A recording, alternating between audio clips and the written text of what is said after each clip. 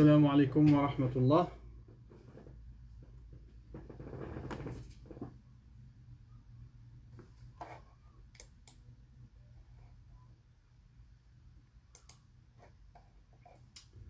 Assalamu alaikum wa rahmatullah.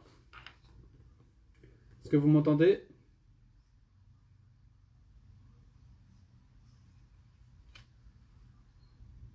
Au niveau du son, au niveau de l'image, c'est bon?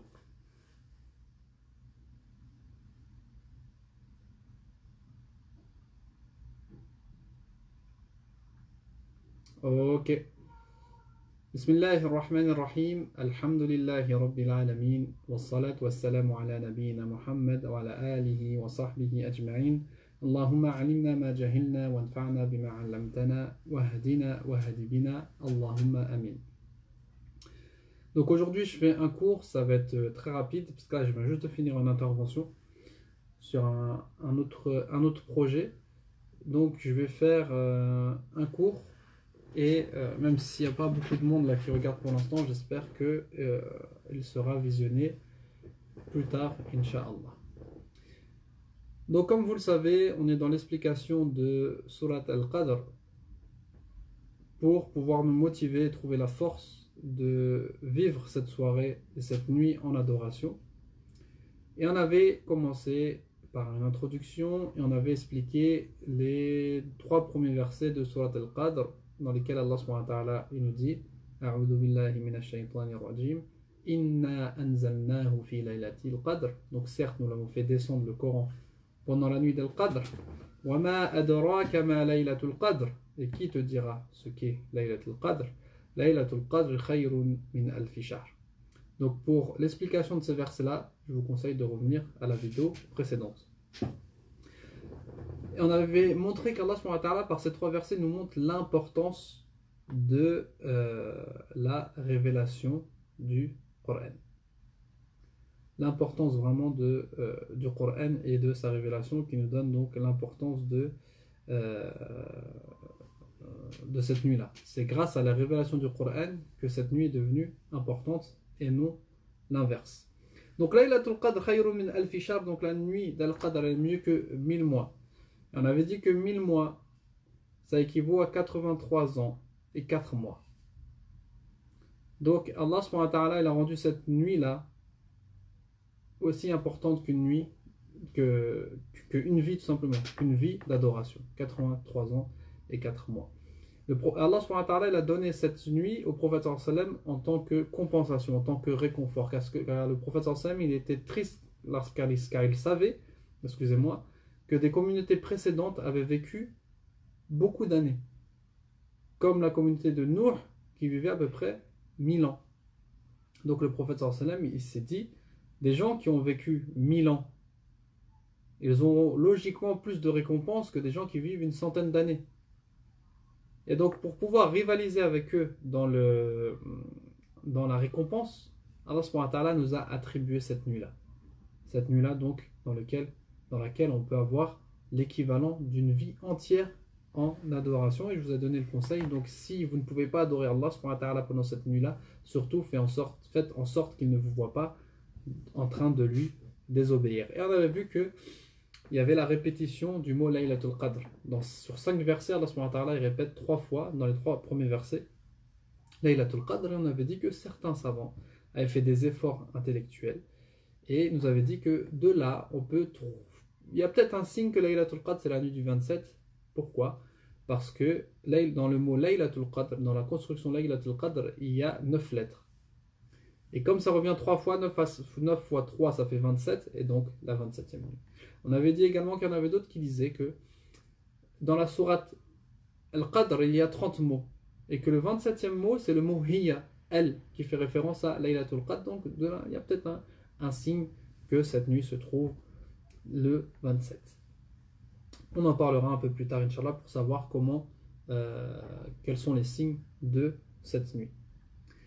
Laylatul Qadr khayrun min alfi shahr, cette nuit-là elle est meilleure que 1000 mois. On ne sait pas combien de fois elle est meilleure. 1 fois meilleure, 2 fois meilleure, 5 fois meilleure, 10 fois meilleure. Wallahu ta'ala est plus savant et Allah ta'ala est très généreux. Ensuite, تنزل الملائكة والروح فيها بإذن ربهم من كل أمر. Durant cette nuit, descendent les anges ainsi que Ar-Ruh, l'esprit, par la permission de leur Seigneur pour tout ordre.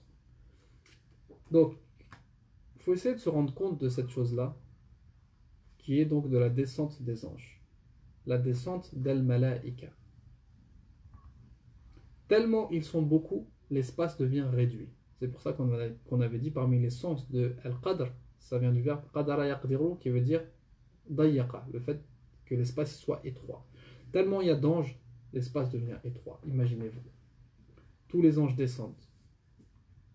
Et on va voir pourquoi ils descendent.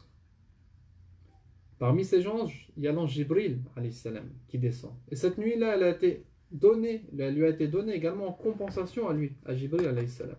Pourquoi? Parce que l'ange Jibril, sa fonction première était de transmettre la révélation au prophète sallallahu alayhi wa sallam. Et à tous les prophètes. C'est le lien entre Allah subhanahu wa ta'ala et les prophètes. Une fois que la révélation du Coran a été finie, l'ange Jibril n'avait plus de raison de descendre. Il n'avait plus de raison de descendre sur terre, parce qu'il n'avait plus de révélation à transmettre.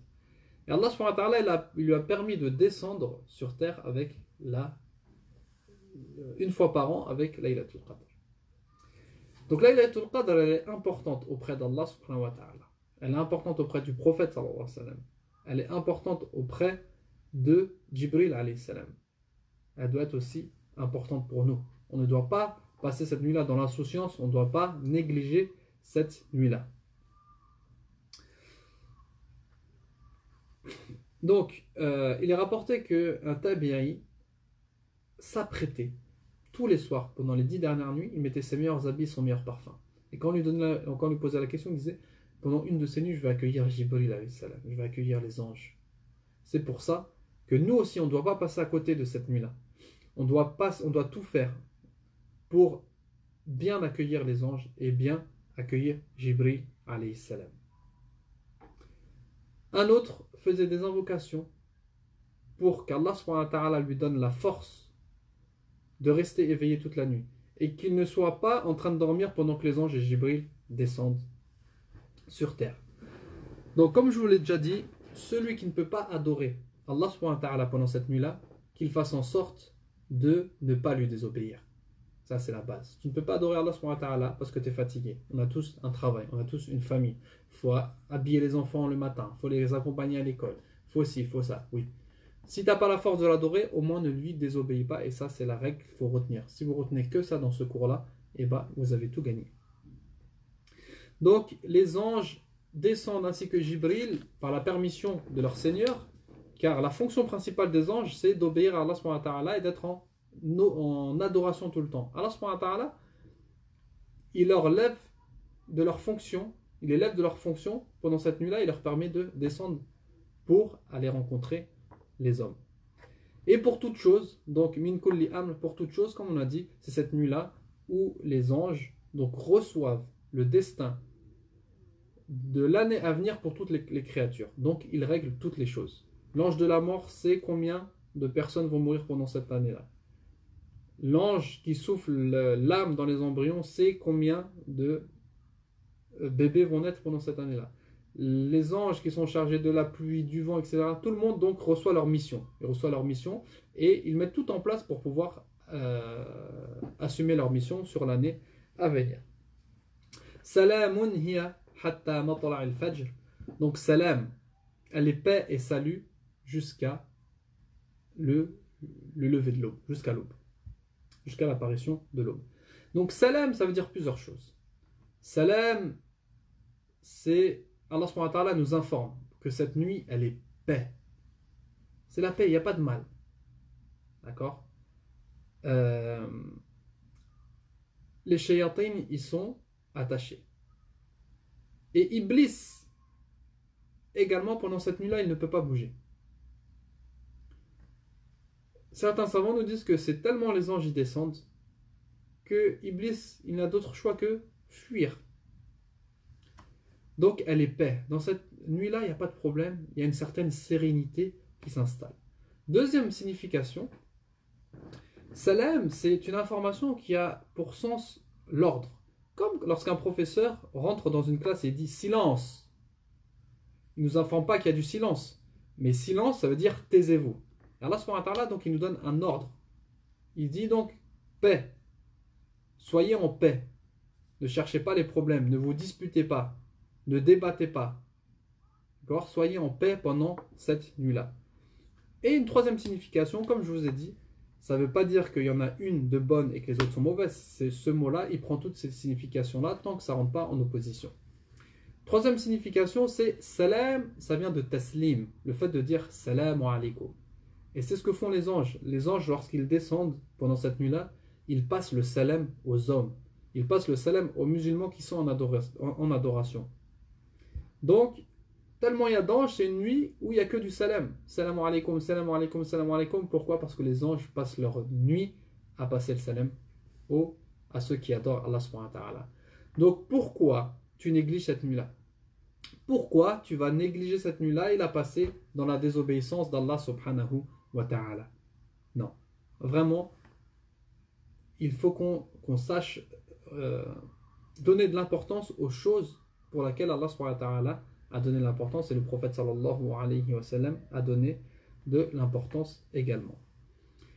Dans toute cette sourate, il y a le concept de la rahma, de la miséricorde d'Allah subhanahu wa ta'ala. Premièrement, car la révélation du Coran au prophète sallallahu alayhi wa sallam a été très rapide. Elle a duré quelques minutes ou quelques heures. Malgré ça, Allah subhanahu wa ta'ala, il nous a fait la nuit complète remplie de bénédictions. Deuxièmement, Allah subhanahu wa ta'ala, il nous a indiqué que cette nuit, que cette bénédiction se trouve dans la nuit. Il ne nous a pas dit dans les 10 derniers jours, entre guillemets jour et nuit. Pourquoi? Parce qu'on aurait dû faire encore beaucoup plus d'efforts le jour et la nuit, on n'aurait pas pu. Allah subhanahu wa ta'ala, il nous connaît, c'est lui qui nous a créés. Il nous dit donc si vous avez des efforts à faire, faites-les pendant les 10 derniers jours. Et également, Allah subhanahu wa ta'ala, il a beaucoup de miséricorde et il est très généreux avec nous parce que dans un petit laps de temps, on peut avoir une grande récompense. Donc là, de Maghreb jusqu'à Salat al-Fajr.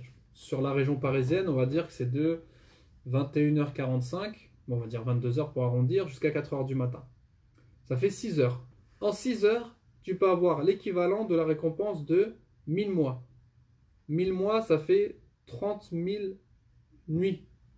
Donc en faisant une action pendant cette heure-là, ces heures-là, tu peux avoir l'équivalent de la récompense, comme si tu l'avais fait pendant 30 000 nuits. Mais attention, tu peux aussi avoir, là il n'y a pas de texte qui en parle clairement, mais ça peut rentrer dans ce qu'on appelle mafhoum el-mukhalafa, le fait de comprendre le contraire. C'est-à-dire que celui qui passe la soirée à faire des péchés, il peut se retrouver aussi avec des montagnes de péchés. Son péché peut être multiplié par 1000 mois, comme la bonne action peut être multipliée par 1000 mois. Donc imagine-toi, Yom el-Qiyamah, tu viens, tu vois des montagnes de mauvaises actions, et tu dis, ah, ça c'est pas moi, là il y a une erreur. Et on te dit, ça, c'est les fruits que tu as récoltés en faisant tes péchés Laylatul Qadr. Donc on réfléchisse bien. Je répète et je le répète, celui qui ne peut pas passer sa nuit en adoration Laylatul Qadr, qu'il aille dormir, mais qu'il ne désobéisse surtout pas à Allah subhanahu wa ta'ala. Donc on a fini l'explication de Laylatul Qadr, de Surat Al-Qadr. Donc on a vu qu'Allah subhanahu wa ta'ala par cette sourate il donne vraiment un haut rang à cette nuit-là. Il aime cette nuit-là, ainsi que le prophète sallallahu alayhi wa sallam et ainsi que Jibril. Que dans cette nuit-là il y a beaucoup de choses et que cette nuit-là elle est importante parce que c'est le début de la révélation du Coran. Elle est importante parce qu'il y a les anges qui descendent. Elle est importante parce qu'elle est salam, elle est paix et elle est salutation pendant toute la nuit. Il y a beaucoup de bénédictions qui tombent pendant cette nuit-là. Donc à nous de saisir l'occasion et de relever nos manches. Oui, c'est fatigant de veiller toute la nuit. Oui, c'est fatigant de faire ça pendant 10 jours. Mais pensez à la récompense. Pensez vraiment à la récompense. Car Que tu sois fatigué, c'est normal. Que tu sois fatigué, c'est normal. Comme tu te fatigues pour aller au travail, tu dois te fatiguer pour pouvoir gagner tes hasanat. Et demain, Inch'Allah, on répondra à certaines questions qui concernent cette nuit-là. On répondra à la question de pourquoi Allah subhanahu wa ta'ala l'a caché. On répondra à la question de quand se trouve exactement Laylatul Qadr, s'il y a une réponse. On répondra à quels sont les signes de la Laylatul Qadr, comment on sait que c'est cette nuit ou pas, et qu'est-ce qu'on doit faire pendant cette nuit-là. Donc aujourd'hui, cette nuit-là, faites des efforts. En plus là, il y a une certaine baraka parce que jeudi c'est férié, la majorité on va faire le pont, ensuite il y a samedi, dimanche. Ensuite, donc ça fait 4 jours déjà où on peut profiter et on peut veiller et on peut dormir la journée. Voilà mes très chers frères et sœurs, je vous dis à demain. Et demain on reprend à 19h30, là c'était 20h parce que j'avais une intervention pour un autre projet à effectuer. Et donc demain je vous donne rendez-vous à 19h Inch'Allah. Wallahu ta'ala a'la wa a'lam. Subhanaka Allahumma wa bihamdik. Ashhadu an la ilaha illa ant. Astaghfiruka wa atubu ilayk.